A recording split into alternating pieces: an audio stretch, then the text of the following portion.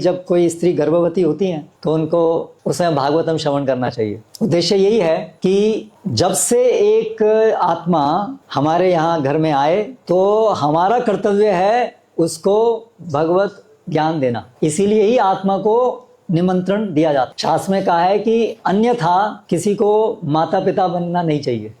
अगर कोई अपने आश्रितों को इस जन्म मृत्यु के चक्र से नहीं निकाल सके तो उसको माता पिता नहीं बनना चाहिए। इतनी बड़ी जिम्मेदारी है हम सबके ऊपर।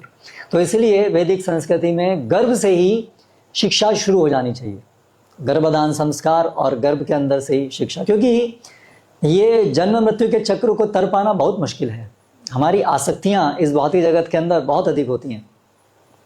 शास्त्र में विवरण है कि जब हम माता के गर्भ में होते हैं, एक समय आता है जब हमारी हमको भगवान कृपा से सबको नहीं तो कुछ जिन्होंने कुछ भक्ति कभी की है उनको भगवान उनकी पूरी कृष्ण चेतना वहाँ प्रदान करते हैं गर्भ के अंदर। और उनको उस समय पूरा चक्र कि मैं भगवान आपको भूल करके इस जगत में आ गया था और अभी मैं ये जन्म मृत्यु के चक्र में फंस गया हूँ, ऐसा उसको पूरा भगवान याद दिलाते हैं गर्भ के अंदर। और फिर वो प्रार्थना करता है भगवान से। ये प्रार्थनाएं शास्त्रों में बताई गई हैं। एक जीव की प्रार्थना गर्भ के अंदर, वो प्रार्थना करता है कि भगवान मैं अभी फंस गया हूँ, अभी ये गर्भ के अंदर बड़ी कष्टमय स्थिति में हूँ और ऐसी कितनी बार मैं आया हूँ। अभी इस बार जब मेरा जन्म होगा, मैं बाहर आऊँगा तो इस बार केवल आपका भजन करूँगा। हाँ, बस केवल आपका भजन करूँगा।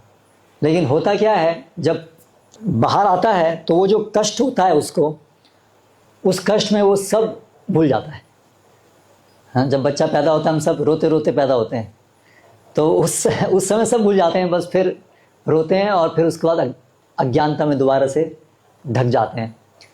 तो अभी फिर जन्म के बाद ये भागवत शिक्षा से, सत्संग से हमें वापस अपनी उस चेतना को वापस लाना होता है। इसलिए हर दिन थोड़ा समय सत्संग के लिए निकालने का प्रावधान है।